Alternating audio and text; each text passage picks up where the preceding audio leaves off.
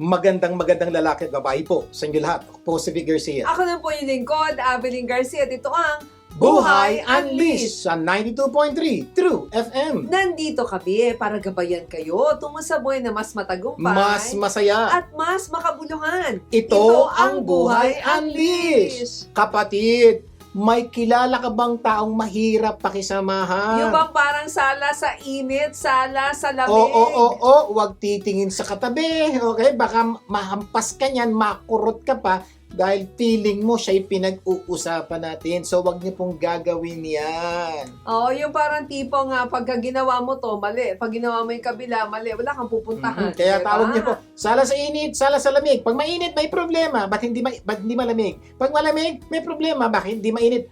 Ang labo. May kilala kang ganoon? O ikaw mismo yan? Kaya ngayong araw na to, pag-uusapan natin ano-ano mga dapat gawin kung may tao kang or may kilala kang mahirap pakisamahan. Pwedeng kasama sa bahay to, pwedeng kasama sa opisina. Kumisan, pwedeng kapitbahay. Or Basically, meron din kasama sa buhay. kaya kasama sa buhay. O kaya ito matindi, kasama sa kama.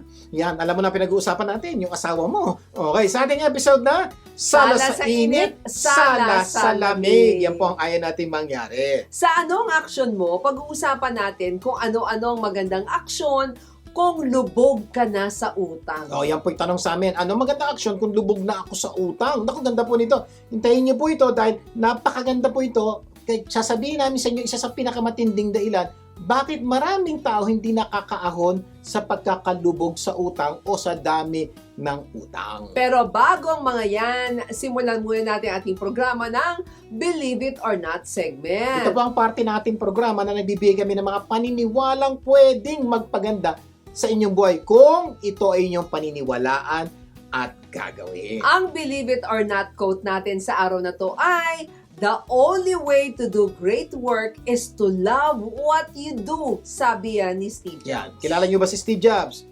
Kung nakalimutan niya na po, siya po ang nagsimula ng Apple Computers. Siya rin po ang nag-develop at naglabas po ng mga iPhone 1, 2, 3, 4, 5, 6, ilan na ngayon? 14, 15, dami na po ano? At marami po sa inyo enjoy sa mga produktong ginawa niya. At hindi lang po tayo nag-enjoy.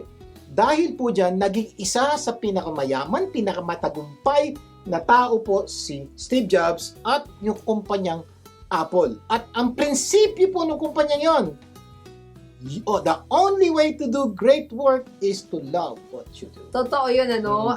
Hindi ka makakagawa ng isang, ano bang ibig sabihin ng great? Sa Tagalog? Matindi, magandang Oo, magandang resulta. Oo, kung hindi mo mahal yung ginagawa Hindi po sinasabi mo, ni diba? Steve Jobs na hindi ka makagawa. Pwede. Oo. Pag hindi mo nga mahal ang trabaho mo, pwede ka namang makagawa ng trabaho mo. Kaya lang hindi lang ganun kating, hindi Siya great. o hindi siya Oo. mukhang iPhone, hindi siya mukhang Apple. Ibang talaga pag tingnan mo, grabe naman to. O pag may ginawa kang hindi mo mahal, okay lang to. Yan. Pero pag tiningnan mo po yung gawa ng taong mahal yung trabaho, grabe na to. Yung po Alam ang mo, ibig sabihin. ang sabi nga ng isang quotation you can work without loving, but it will not produce a great result. Totoo po Kumbaga, yun. pwede naman na nagtrabaho ka, ano tawag doon, lumipas na yung oras. O, parang pinalipas natapos mo na may lang. trabaho mo. Oo. Nagawa, pero hindi po siya great. Hindi po siya napakaganda. Hindi po yung napakatindi na talagang pag nakakita, grabe naman to. Yung po ang expression ng mga nakakita. Pag nakita Kasi- yung trabaho mo, okay lang to. Kasi nilagyan mo ng pagmamahal. Nadinig mo na ba yung kantang What I Did for Love? Yeah. Sa mga taong Diba?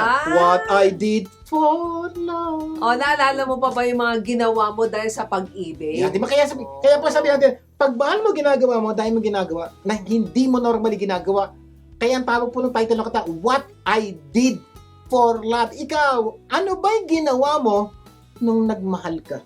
Actually, may mas magandang kanta dyan eh. Oo, para maalala natin, aralin natin muna yung lyrics ng kanta. Isa pang kanta. Oo. Na title ay, Sana'y wala ng wakas. Ano to, no? Makinig nga ba din? Ito pong sana'y wala ng wakas, parang Tagalog version ng What I Did for Love. Kung di po kayo naniniwala, aralin po natin ilang lyrics itong kantang para maunawaan niyo What I Did for Love. Eto sabi ng kanta, kahit na ilang tinik ay kaya kong tapakan. Pag-isipan niyo pong mabuti, yan po yung matindi. Pag Oo. mahal mo ang isang bagay, o tao, gagawin mo ang lahat kahit matinik ka. At hindi lang yun ha, paulit-ulit kang Kahit matinik. may tamtax, gano'n, Grabe. maglalakad ka. Yan po yung what I did for love. Kahit na ilang tinik ay kaya kong tapakan kung yan ang paraan upang landas mo'y masundan. Hindi yan ang pagmamahal. Kahit Oo. magkatusok-tusok ka pa, okay, yan po matinding work. Great work po yan. Kasi Grabe. syempre, you love what you're doing, diba? Eto pa, kahit ilang ulit ako'y iyong saktan, hindi kita maaring iwanan. Hindi, yan ang what Diba? I did for love. Kumbaga nagtatrabaho ka, nasasaktan ka Kasi rin, hindi diba? mo iwanan yung Oo, may trabaho, sakripisyo. ibibigay.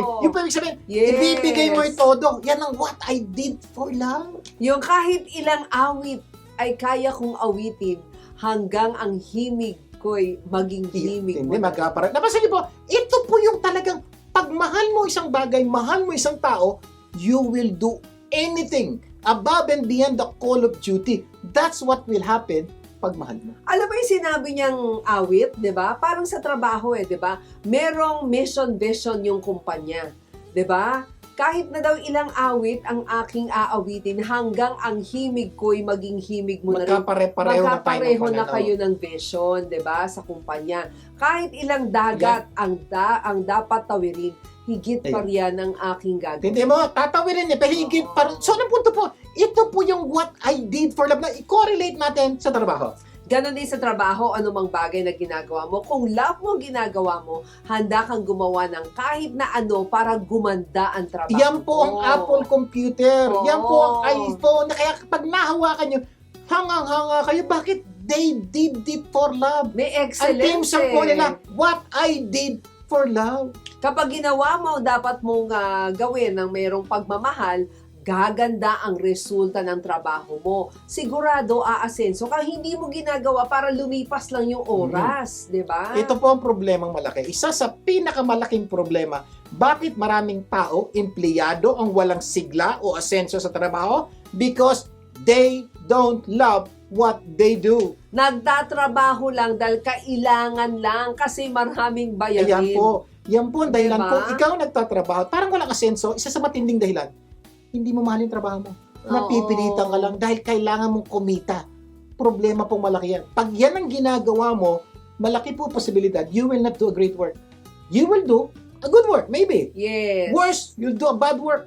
Yan po ang nangyayari. Kaya napaka-importante po yung pagmamahal sa ating ginagawa. Kaya ikaw, ginagawa mo pa ba ang lahat para gumanda ang trabaho mo o napipilitan ka na lang? Kung ikaw Diba? ito, baka kailangan mo na mag-isip.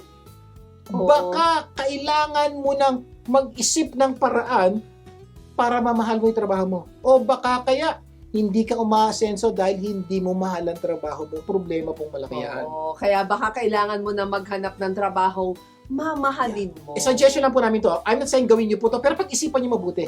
Baka kaya hindi ka umaasenso dahil hindi mo mahal ang trabaho mo. One way para mamahal mo yung trabaho mo, sometimes kailangan magpalit ka ng trabaho. Kaya ulitin po namin believe it, the only way to do great work is to love what you do. Sabi yan ni Steve Jobs. Sana po marami kayong natutunan sa ating Believe It or Not na tunay pong nagpaganda ng buhay. Magbabalik pa ang Buhay Unleashed. Huwag bibitiw. Nagbabalik ang Buhay Unleashed. Ako po si Vic Garcia. At Avelyn Garcia. Dadako na tayo sa Ikaw! Go! Ano action mo segment? Tandaan you are what you do, not what you say you will do. Sa Tagalog po, hindi puro gawa. Dapat may gawa dahil tayo po ay produkto ng ating ginagawa at hindi ng ating sinasabi. Kaya gawin po natin Yes. yung dapat natin At gawin. sa segment na ito, hahanapan natin ng aksyon, ng mga sitwasyon na nangangailangan ng solusyon. Yan. Kaya kung meron po kayong sitwasyon na nangangailangan ng aksyon, ipadala nyo lang po sa aming Facebook account, aming YouTube account, Vic and Avelyn Garcia, or Buhay Unleashed. O baka sitwasyon mo na ang susunod naming aaksyonan. Okay, anong sitwasyon natin ngayon? Okay, anong magandang aksyon kung lubog na ako sa aking utang, Yan, Sir sige. Vic? Ikaw, ano aksyon mo? Yan po ang tanong ng napakaraming pong tao nagtatanong yan at bibigyan po namin kayo ng ilan sa mga bagay na pwede niyong gawin. Okay, ano ang magandang solusyon kung lubog na ako sa utang? Simple lang.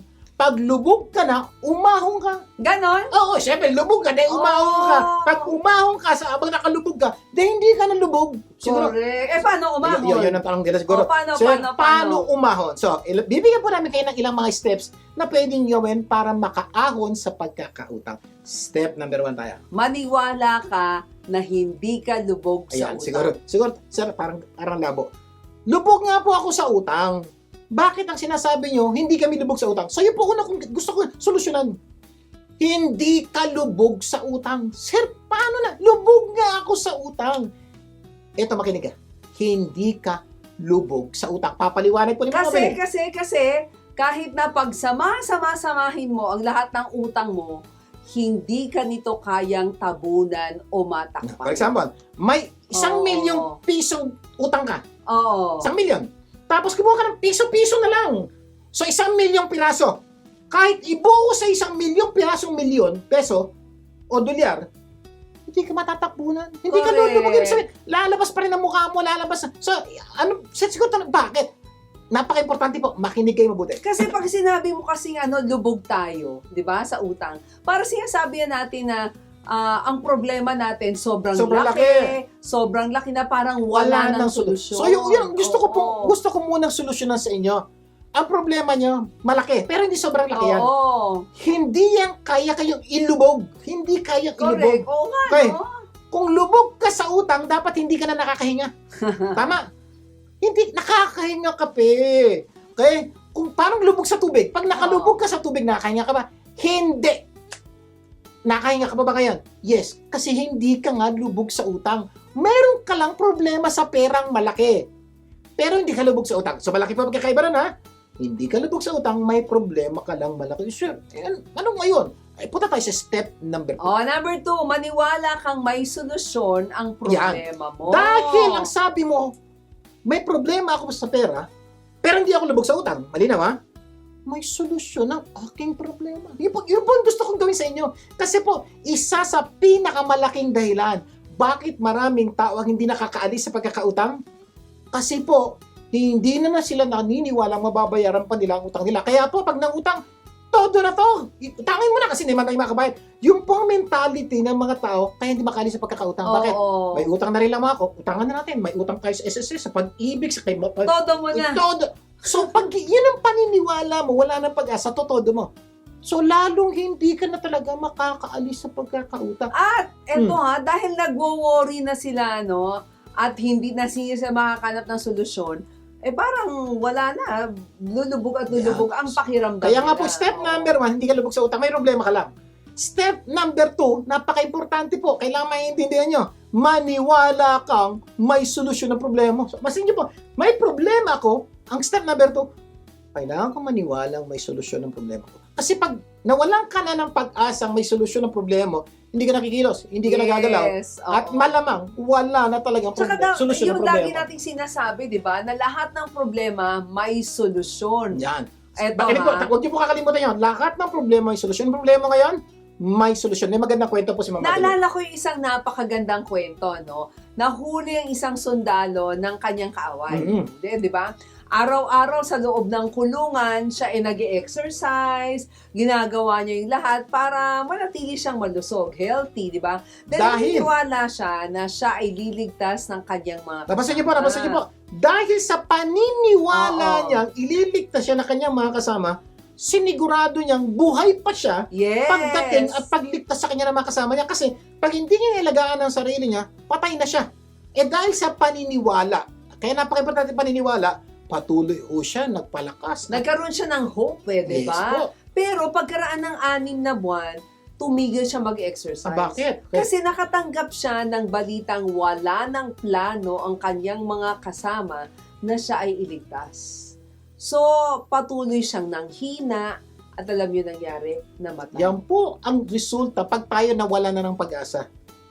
Hindi na tayo hanap ng solusyon, manghihina na po tayo, eventually mamamatay po tayo, lalo tayong babaon sa utang ng tawag natin. Kaya po, sinasabi ko nga sa inyo, okay? May solusyon ng problema. Maniwala ka. May tanong ako, sino o ano ang pumatay sa sundalo? Sino? Sino? Siya. Diba? Nawala na po siya ng paniniwala. Oo. Sino nagpabaon sa utang sa inyo at lalo bumabaon? Nawala na kasi kayo ng paniniwala. So maniwala pag-asa. kayo, may pag-asa, may solusyon ang inyong problema. Pag ginawa nyo po yan, lamang na kayo. Yes. Kasi po maraming tao, step number 2 pa lang sabit na, kaya kahit may step-by-step guide how to get out of debt, hindi na magawa. Dahil sa tingin niya, wala nang pag-asa, mamamatay na kung baon sa utang. Pag ganun, patay ka na talaga. Eto kung ang problema mo ay sobrang laki, baka kailangan mo na ng milagro. Yan, ito naman po, may mga pagkakataon talaga, sobrang laki ng problema mo. Diba? Na kahit anong trabaho, kuhanin mo, kumita ka, Oo. wala pa rin. May mga pagkakataon po Ay, ganyan. naalala ko yung kanta diba? There can be miracle if you believe. Yan, kaya nga, kung Maniwala sobrang ka. laki ng problema mo, makakailangan mo ng milagro. At kumisan po, ikaw, baka milagro kailangan mo. Yes. Kaya po napaka-importanting maniwala tayo sa Diyos na may Diyos na lahat ng himala na kayang gumawa ng mga bagay na hindi natin inaasahan. Kasi those that impossible with man is possible with God. Yung imposible sa tao, posible sa Diyos. So napaka-importante po nun, ha? Oo. So, baka kailangan mo himala, manalangin ka. Hingi ka ng tulong sa Diyos. At alam niyo po, ang Diyos po is always there in times of need. Yes. Number 3, kapag naniwala ka na, maghahanap ka na ng Ayan! solusyon. Yun po ang dahilan ng step number 2, maniwala ka. Kasi pag naniwala ka, may pag-asa to, may pag-asa. Dahil may pag-asa, hanap ako ng solusyon. Yun po ang gusto naming mangyari sa inyo. May problema kayo, magganap kayo ng solusyon. Dahil ito po, paulit-ulit na sinasabi na sa programang ito, lahat ng problema may solusyon. Kailangan mo lang hanapin. At hindi lang po kami nagsasabi niyan. Maski po ang Diyos, ito ang sabi sa kanya. Ask and it shall be given to you. Seek and you shall find. Knock and it shall be open unto you. For everyone that ask, receive. And he that seek, find. And to him that knock, shall be open. Hindi po kami nagsasabi niyan. Diyos po ang nagsasabi. So, ang hiling ko po ito. Patuloy kayong maghanap ng solusyon sa inyong problema. Pwede kayo magpa-counsel, pwede kayo magpatulong, pwede kayo magbasa, or yung namin kanina, pwede kayo manalangin, humingi ng tulong sa lahat pwede nyo gawin. Basically, right now, hahanap kayo ng solusyon. Sir, ano nga yung Maghahanap solusyon? ka ng solusyon paano ka makakatipid. Maghahanap ka ng solusyon paano ka kikita. Yan. Ang dami nun di ba? Para masolusyonan ng problema. So, yun po ang dapat nyo gawin. Sir, ano-ano yun? I have a good news for you. Next week, ipagpapatuloy po natin ang solusyon sa sitwasyong ano magandang gawin kung lubog na ako sa utang. Ituturo po namin sa inyo yung mga pwede nyong actual gawin. Ngayon po, tinama lang namin ang isip nyo para handa kayo sa mga step na ituturo namin sa inyo sa susunod natin pagkasama. Sana marami tayong natutunan sa ating pinag-usapan. Mamaya, sa itanong mo lang, pag-uusapan natin. Ano-ano ang dapat gawin kung may tao kang, may mga kilala kang tao o taong kasama mo na mahirap pakisamahan. Magbabalik pa ang Buhay Unleash. Nagbabalik ang Buhay Unleashed. Vic Garcia pumalik. At Abiling Garcia. Dadako na tayo sa pinakahihintay niyong segment. Itanong mo lang. Dahil ang paniniwala namin, when you don't know, don't guess. Sa Tagalog po, kapag hindi alam, huwag manghula. Itanong mo lang. Kaya, Kapatid! May kilala ka bang taong mahirap pakisamahan? Or may kasama ka ba sa bahay na mahirap pakisamahan? Yung parang minsan parang ang liit-liit na bagay, pinalalaki. Kung minsan naman, yung malalaking bagay, pinaliliit. Parang dead ma lang, parang walang nangyari. Sa'yo, ang laki-laki. Oo. Sa kanya, parang wala nangyari. Di ba nakakainisin, nakakaasar. At ang masakit po, kung minsan, itong taong ito, kasama natin sa bahay. At mas masakit, itong taong to, kasama natin sa kama. At kasama natin sa buhay. O kasama sa trabaho. Di ba nakakainis ito? Kaya tawagan natin sa mga taong ito, naku, mga sala sa init, sala sa lamig. Iba naman litong-lito na sa kanilang magulang o biyanan dahil yung mali kahapon, Diba? tama ngayon. Tama. Yung tama kahapon, mali ngayon. Kapag ginawa mo yung gusto niya, sasabihin niya, bakit yan ang ginawa mo? Kapag hindi mo naman ginawa ang gusto niya, sasabihin sa'yo, bakit hindi mo ginawa? At anong gagawin na pagkatapos ito? Ang kulit. Kakamot ka na lang ng ulo. Ito mas masakit. Kumisan, pag ikaw gumawa, mali. Oh. Pag sila gumawa, nung ginawa mo, tama. Ay, At- naku, at talaga, kung minsan, nakakainis. Sila pa yung may kasalanan, sila pa yung Ay, nako! galit, at ikaw pa yung sisisihin, di ba? Naintindihan niyo po ito pinag-usapan natin, nakarelate Malaman kayo. nakaka-relate, di Diba? ba? Sila na mali. siya pa galit. Hindi ba dapat ako magalit? Ikaw yung mali. Di ba? Nakakagigil. Minsan nga, Hirap na hirap po tayo sa mga minsan tao nga ganyan. may reklamo yung mga magulang eh. Yung anak daw nila, kapag kinakausap at pinagsasabihan, ang sasabihin daw nila kailangan na... Hindi daw nila kailangan ng sermon. Mas kailangan nila ng peace of mind ay hindi sermon at pangaral. Kapag hindi mo naman kinausap, ang sasabihin nila ay wala naman daw tayong panahon sa kanila. Diba? Kaya mapasa niyo po, sabi ng mga Diba? magulang, kalabo naman. Pag kinausap, problema. Pag hindi kinausap, problema pa rin. Sana man kami lalagay. Nararamdaman niyo po ito pinag-uusapan natin? Kaya Diba? may mga tao nangyayari po yan. nagsasabing ano na ang gagawin ko. Sala sa init, sala sa lamig. Ang ganda sa English yan. Ang ganda sa English. Damn if you do, damn if you don't. Mahirap tagalogin yun. Oo. Damn if you do. Ay, huwag na. Alam niyo na ibig sabihin. Ano ang punto ko po? Malamang po, habang nanonood kayo ngayon, parang nararamdaman niyo, uy, nangyayari sa akin yan.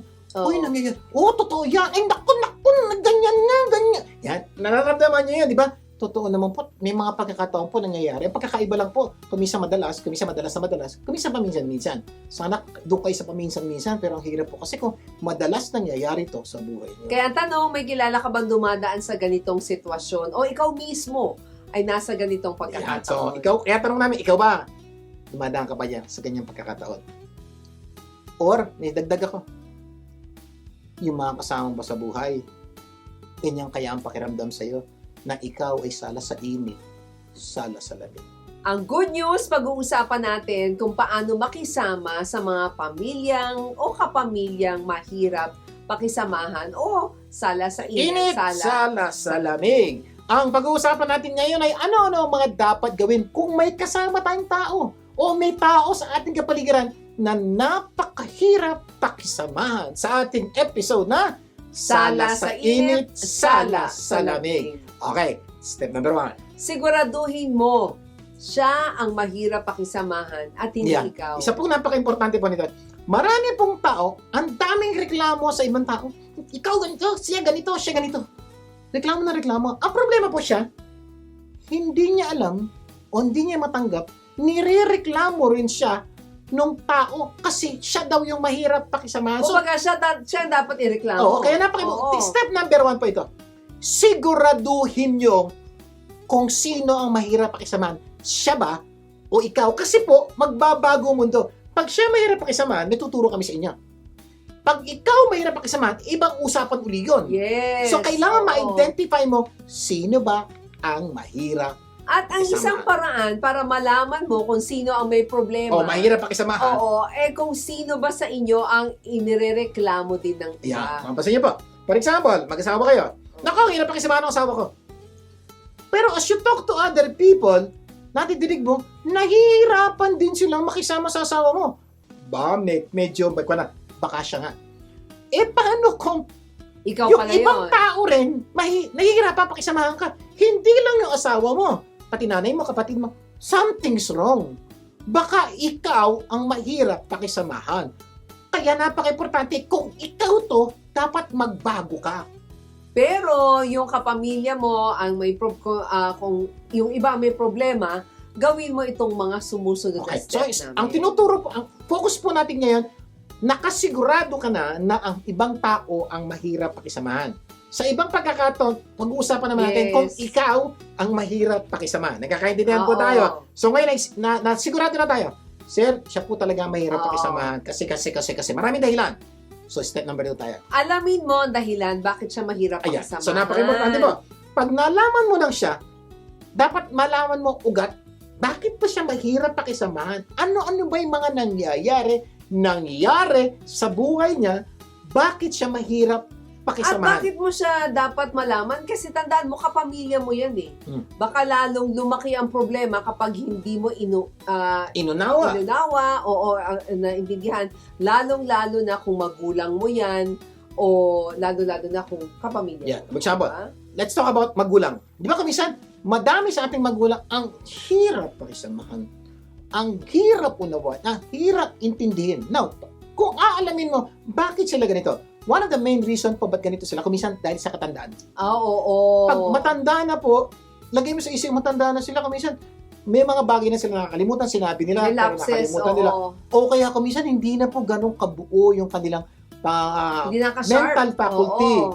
So, pag ganun po, naunawaan mo, katandaan pala to. So, hindi ka dapat magalit, hindi ka dapat mainis dahil may dahilan pala. Hindi pala siya sala sa init, sala sa lamig. Kahit na, May pinanggagalingan yung kanyang ugali. kahit na ba may nasasabi o nagagawa silang hindi gaanong maganda? Oo. Kasi nga, Oo. dala nga ng katandaan. Mm. So, pagdala ng katandaan, unawain, parang kakainin natin. Oo. Naalala mo ng bata tayo, marami tayong ginagawa na naiinis ang pagulang natin. Pero sabi niya, kasi bata pa kasi yan. Hindi. So, pinipili tayong unawain ng ating mga magulang dahil alam niya yung pinanggagalingan natin. Oo. Ngayon, sila na po yung matanda, tayo nasa tamang edad na, kailangan unawain po natin saan na ba yung pinanggagalingan. Pag nangyari po yun, dadali na ng konti ang pakikisama sa kanila. At kumaga marirealize mo na dahil dito, nahihirapan natin silang pakisama. So ngayon, Ah. ganun, mas, ganun pala, matanda na pala.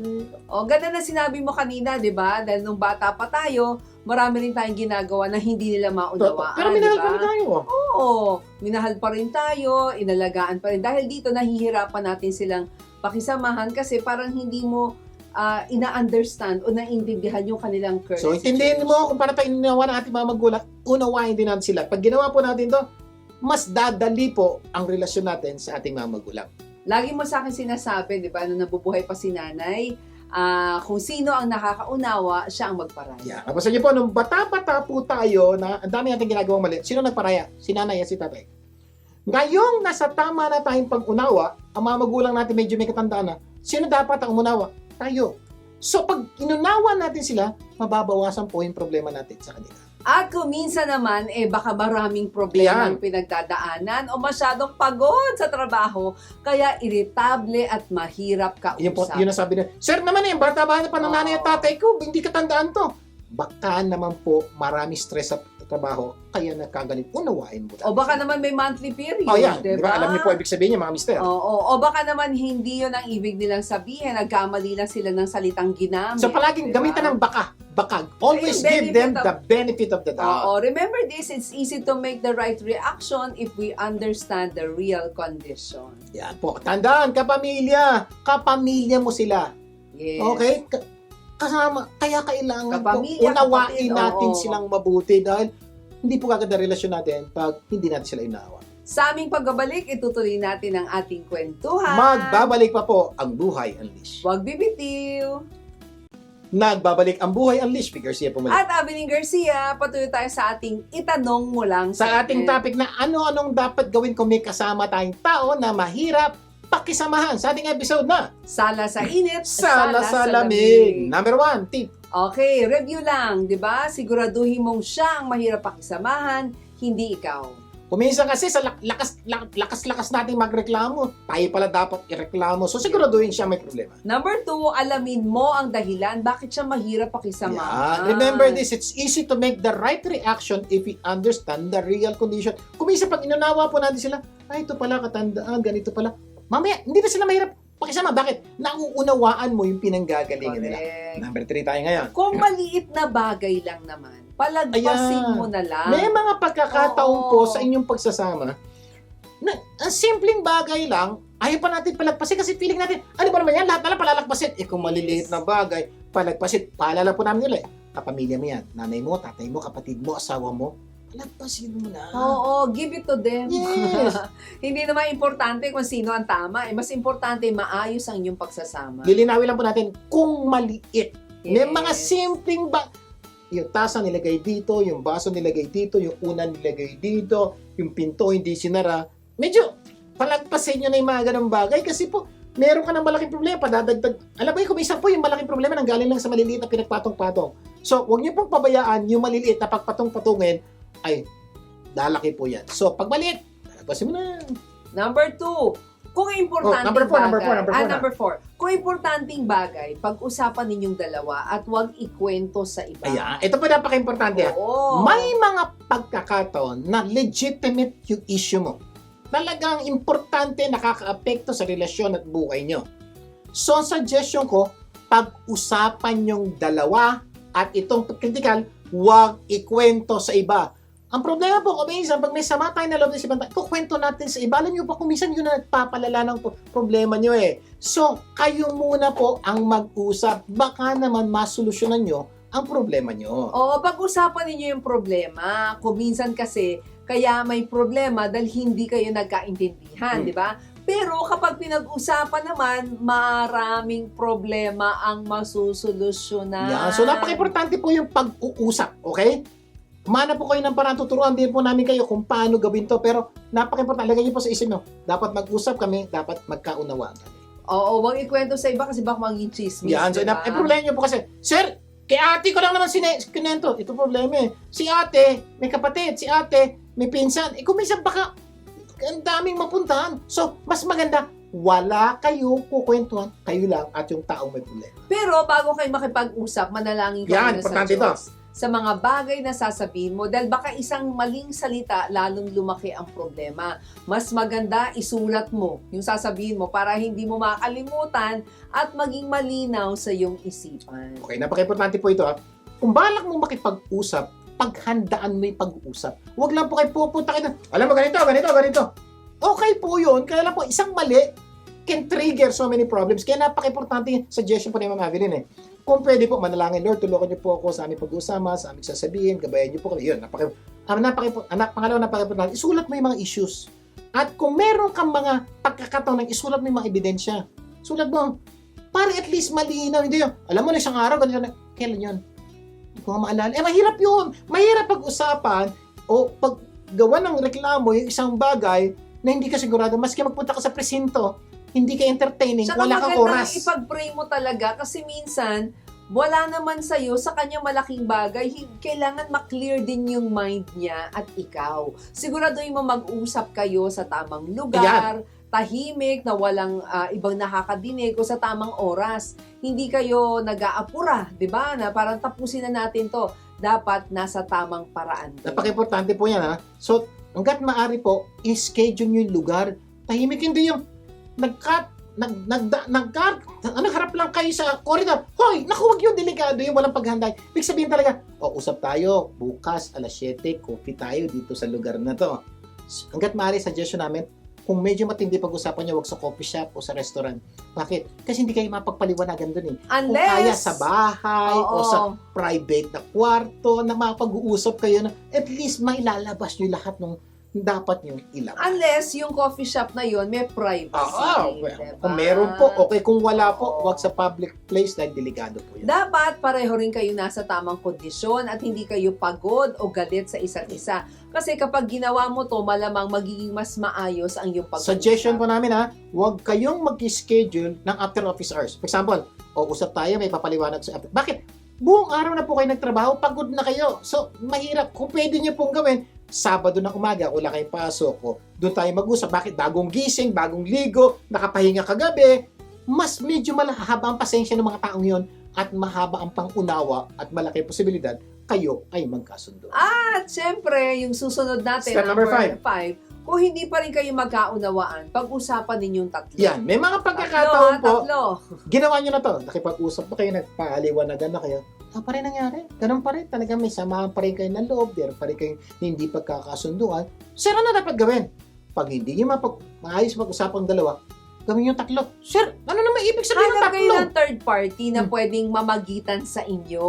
Di ba? Mag-mediate. Okay, for example, Oo. maghanap po kayo ng taong ginagalang yung dalawa. Yes. Now, tingin nyo walang papanigan at talagang magiging objective lang sa inyong problema. Oo. At least siya mapagbibigay ng pananaw na walang pinapanigan, walang kinakampihan, serbisyong totoo lamang. Hindi po, joke lang po. So, may point is, ganun din po, na pag ginawa nyo po yan, magkakaroon po tayo ng posibilidad na, si uncle nga, yun ang sabi, baka ako mali. Ibig sabihin, unlike kasi pag kayo nag-usap, one against one, find somebody who can mediate sa Oo, yung mga na pwedeng magbigay ng pananaw sa mga bagay na hindi ninyo mapagkasunduan. Kasi po, hindi po pwedeng ikaw tama, siya tama. Hindi po, somewhere, somehow, dapat may magsasabi, ito nangyari sa tingin ko ito pangyayari. So at least ang tawag po even sa kumpanya, mediation po ang tawag doon. Even po sa korte, may ginagawa din pong mediation. So para masolusyonan itong mga problema. Gawin ninyo ang pag-uusap ng ito hanggang kayo ay magkaunawaan. Kumbaga, continue the process. So ibig sabihin po, tatlo kayo, hanapan nyo. Kung hindi po natapos sa unang usapan, baka gawa pa kayo ng second session. Yes. Kasi po, napaka-importante po dito. Kung minsan, kung wala talaga yung makitang kamag-anak, may mga professional counselors po Life coaches. na hindi ka kilala. Hindi rin kilala yung pamilya mo. Talagang objective na objective to. So we can go to relationship coaches, so mga taong, mga counselors, na titingin talaga na walang pinapanigan. From there, at least makakakita kayo na, ay, oo nga, kailangan ako magbago. Ako pala yung mahirap pakisamahan. So, pag ganun po, ang ganda po na mangyayari. Ang tawag po doon, if you need help, ask help. Huwag po kayo mahiyang humingi ng tulong. Wow, ang dami na natin ng pag-usapan ha. Pero mamaya, marami pa tayong pag-uusapan. Itutuloy natin ang ating kwentuhan. Magbabalik pa po ang Buhay Unleashed. Huwag bibitiw. Nagbabalik ang Buhay Unleashed with Garcia Pobole. At Abiling Garcia. Patuloy tayo sa ating itanong mo lang segment. Sa ating topic na ano-ano ang dapat gawin kung may mga taong mahirap pakisamahan. Sa ating episode na, Sala sa init, sala sa lamig. Okay, review lang. Balikan natin ulit. Step number 1, siguraduhin mong siyang mahirap pakisamahan at hindi ikaw. Baka ikaw naman ang mahirap pakisama, reklamo ka ng reklamo. Step number 2, alamin mo ang dahilan. Bakit siya mahirap Yan, pakisamahan? pag nalaman niyo po dahilan, mas madali na po siyang unawain. Kasi po sa totoo lang, may mga tunay na dahilan na nagdudulot po ng hindi pagkakaunawaan. At kung maliit lang naman na bagay, palagpasin mo na, give it to them. Give it to them. Oo. Hindi naman po importante kung sino tama o mali. Importante, maayos ang inyong pagsasama. Okay, number 4. Kung importanteng bagay, pag-usapan ninyong dalawa at huwag ikwento sa iba. Yun ang critical po doon, ha? Huwag ikwento sa iba. Pero kung sakaling pinag-usapan nyo na wala pa nangyari, pwede nang humanap ng third party. Pero yung objective, huwag nyo i-chismis. Somebody that will be objective enough to look at the real situation. Siguraduhin mo ha, mag-uusap kayo sa tamang lugar, oras, at pareho kayong nasa tamang Yan, kondisyon. may mga tips po kami binigay dyan. Sundin nyo po yan. Malaki po ang posibilidad na ayos ang inyong pagsasama. Number 5, kung hindi pa rin kayo magkaunawaan, pag-usapan na ninyong tatlo. Yan. Nabanggit natin kanina, di ba, humanap ng third party na pwedeng mamagitan sa inyo. Okay, step number 6 na tayo. Number 6, kung hindi pa rin kayo Ha? magkaunawaan, Nag-third party na, wala pa rin. oo, itigil mo na siyang unawain. Yan, totoo. Stop mo Sir, na. sandali lang. Sir, wala ka, give up na ako. Hindi ko na siya Tigil uunawan. mo na, tigil mo na. Lilinawin po namin tigil ha, mo na. hindi po namin siya sabing give up ka na. Hindi po. Oo. Ang sinasabi lang po namin, ang tagal mo na siyang inuunawa. Hindi mo talaga siya maunawaan. Kumuha na kayo ng third party. Wala pa rin. So, ang Oo. suggestion namin, wag mo na siyang unawain. Sir, parang mali yung tinuturo mo. Oo, kung hindi pa rin kayo magkaunawaan, itigil mo na siyang unawain, pero patuloy mo siyang mahalin. Ayan, yan po malinaw ha. Opo, tama po ang nadinig nyo. Itigil mo na siyang unawain. Kasi nga po, ang dami mo ng time, effort, energy, ginamit para unawain siya. Wala pa rin nangyayari. Hindi mo talaga siya maunawaan. Sa pagkakataong ito, tandaan mo, kapamilya mo siya, mahal mo siya, hindi kayo Yes. magkaunawaan, huwag mo na siyang unawain. Kasi lalo mo siyang inuunawa, lalo ka na inis. Pero suggestion namin, huwag mo na siyang unawain, mahalin mo na lang. Malamang, di ba, parang sinasabi ng iba, di ba, ginawa ko na ang lahat. Pero wala pa rin nangyayari. Pinilit na natin siyang unawain, di ba? Pero hindi talaga natin maunawaan. So, nasasabi tuloy natin, bakit ganon, di ba? Bakit alam na niyang mali, patuloy pa rin niyang ginagawa? Bakit alam na niyang nasasaktan ka, pero ginagawa pa rin niya? Bakit ilang beses na siyang humingi ng sorry, pero paulit-ulit pa rin niyang ginagawa? Ang tanong mo, bakit? Alam mo, yung mga pinagsasabi po ni Ma'am Abilene, nasabi nyo na. Okay? At ang sasabi nyo, at the end, Sir, Hindi ko na talaga maunawaan. Ba't niya ginagawa lahat yun? Okay yun. Okay lang kung hindi mo siya maunawaan. Kung hindi mo siya maunawaan, makinig mo din. Kung hindi mo siya maunawaan po at patuloy mo siyang inuunawa, unti-unting mababawasan ng iyong pagmamahal. At lalong mahihirapan kang makisama sa kanya. Kaya po ang payo namin, itigil mo na siyang unawain. Yes. Pero patuloy mo siyang mahalin. Pag ginawa mo ito, ibang, hindi mo siya unawain kasi talagang di siya kauna-unawa. Pero patuloy siya mamahalin. Kumbaga, wag mo hihintaying maintindihan para pagpatuloy mo siyang mahalin. Kasi yung iba sinasabi, iintindihin ko na lang muna para mahalin ko siya. Pero hindi eh. You don't need that thing to happen before you love Sa totoo lang po, maraming pagkakataon sa buhay natin, hindi natin kayang unawain. Ibig sabihin ba natin, hindi na tayo magmamahal? Pero tingnan niyo, maraming pagkakataon sa buhay natin, kahit hindi natin maunawaan, pwede tayong patuloy magmahal. Nanay, sigurado ko nagawa mo ito. Di marami ginawang kalokohan anak mo, di ba? Patuloy mo siyang minahal. Mga anak, pag-isipan niyo mabuti. Marami mong ginawang mali, di ba? Patuloy kang minahal ng magulang mo.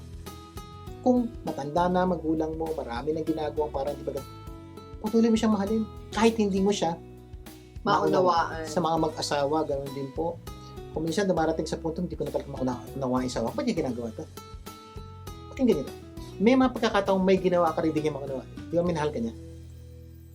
Baliktad lang po ngayon. Siya ngayon na may ginagawa, hindi niya maunawaan. Ikaw naman ang magmahal. Alam mo, meron akong naalala eh, no? Love is not a temporary feeling or emotion. Emotions and feelings change. Minsan nga araw-araw pa eh. But true unconditional love is everlasting. Yan po yung sinasabi Diba? namin. Ang Oo. unconditional love, walang kondisyon. Wala Na kahit hindi na kita maunawaan, mamahalin pa rin kita. Kasi Iba naman. ginagawa mong kondisyon, intindihin Oo, mo. pag hanggat naintindihan kita, mamahalin kita. Hindi pa. Oo. Ang tunay na pagmamahal, gaya ng pagmamahal ng ating Diyos, pagmamahal ng mga magulang sa anak, unconditional.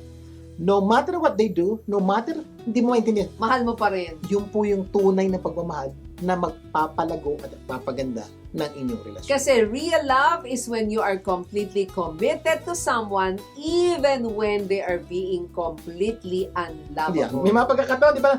Talaga unlovable sir. Talaga nakakagigil. But look, pag nagsabi ka ba ng I love you, ganito ako magsabi, I love you because, I love you if. Oo. Hindi po. Whenever we talk to our loved ones, hindi pa sabi niya, I love you, period. Diba? Ibig sabihin, ano man na mangyari pagkatapos, mahal pa rin kita. Yung po ang tunay na pagmamahal, yan po ang pagmamahal ng Diyos sa ating buhay. Sa totoo lang naman di ba? Hindi natin kayang unawain ang lahat patungkol sa ating mga mahal sa buhay, di ba? Sarili lang natin nga, kung minsan hindi natin maunawaan. Hindi kami siyang madalas. Di ba? Oo, yung iba pa. So, napaka-importante palagay po natin sa inyo. Kaya napaka-importante po itong sinasabi namin sa inyo. Hindi nyo kailangang unawain para magmahal. Yes. Pero pwede kayo magmahal kahit di nyo naunawaan. At ito po ang sikreto ng lasting relationship. Pag dumating ka na sa puntong kaya mong mahalin ang isang tao, kahit hindi mo siya maunawaan, ibig sabihin yan, you have unconditional love that can last forever. At ito po yung klase ng pagmamahal na magpapabago sa buhay ng mga taong nakapaligid sa iyo. At may mga gagawin na ang ating mga kapamilya na hindi natin maunawaan, di ba? Ibig sabihin ba nun, hindi na natin sila mamahalin at pakikisamahan? Kaya isipin niyo po, kaya po, Di ba? napaka-defective po talaga yung salita. Oo. Mamahalin lang kita kung naunawaan kita. Correct. Hindi po. Kaya kung gusto mo talagang matagal at masayang pagsasama, kailangang dumating ang pagkakataon na matuto tayong mahalin siya kahit na hindi natin maunawahan. Sabi nga ng isang hugot lines ang taong totoong nagmamahal kahit naiinis, patuloy ka pa rin magtitiis. Kahit nasasaktan, pilit ka pa rin kakayanin dahil ang tunay na pagmamahal handang magpakumbaba para sa relasyong ayaw masira at mawala. Yan ang tunay na pagmamahal. Kaya kahit di mo siya naunawaan, patuloy mo siyang mahalin. Sigurado po, gaganda po. And lastly, kung talagang hirap na hirap ka na, humingi ka lang ng tulong sa Diyos. Sabi ni Lord, di ba? Come unto me all you are weary and burdened, and I will give you rest. Take my yoke upon you and learn from me, for I am gentle and humble in heart, and you will find rest for your souls. For my yoke is easy and my burden is light. Totoo po yan. May mga pagkakataon po talagang hindi na kaya ng powers nyo. But the good news is this. God is powerful. Kahit ano pong problema, kaya niyang solusyonan. Kung lalapit lang po tayo sa Kanya at hingi ng tulong. Yung taong nasa isip mo ngayon na mahirap pakisamahan, kaya ni Lord. Sana marami tayong natutunan sa ating pinag-usapan ngayon. At next week, mas marami pa tayong pag-uusapan na magpapaganda ng buhay niyo. Manalangin tayo. Amang nasa langit, maraming po salamat sa pagtuturo niyo po sa amin ng unconditional love. The same unconditional love na binigay niyo po sa amin, spite of aming mga kasalanan, turuan niyo po kami mahalin ang aming mga kapamilya at mga tao na kapaligid sa amin with unconditional. Lahat ng ito'y dalangin namin sa pangalan ni Jesus. Amen. Amen. Siyempre, paalala lang, imbitahin niyo po ang mga tao. Na tunay na mahalaga sa inyo na tumutok sa programang Buhay Unleashed. Magsama-sama tayo tuwing Sabado alas 4 ng hapon dito lang sa 92.3 True FM. Ako po inyong kapatid, Vic Garcia. Ako naman po si Avenue Garcia. Tandaan, ang Buhay Unleashed ay pagbabagong buhay, puso at isip. Pagtulong-tulungan po natin ilabas ang galing ng bawat Pilipino. Ang tagumpay ay makakamtan, masayang buhay, tunay na makabuluhan. Ito ang Buhay Unleashed.